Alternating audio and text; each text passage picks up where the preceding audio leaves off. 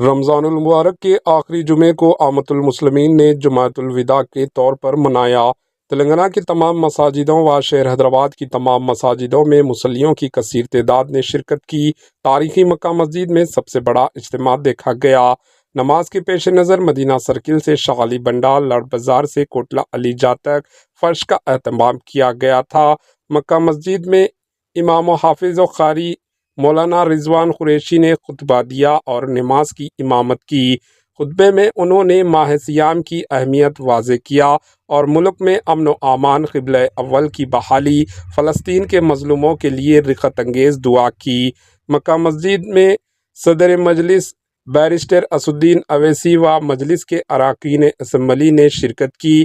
تلنگانہ بھر کی دیگر مساجدوں میں بھی مصلیوں کی کثیر تعداد دیکھی گئی۔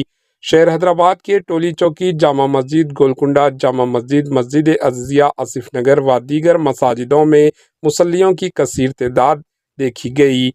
بارگاہ الہی میں گر گرا کر دعائیں کی گئی۔ خاص طور پر ملک میں امن و امان، فلسطین کے مظلوم مسلمانوں کے حق میں دعائیں کی گئی۔ اس موقع پر وقف ترمیم بل کے خلاف سیاہ پٹی باندھ کر خاموش احتجاجی مظاہرے بھی کیے گئے۔ Bureau report, AHN news.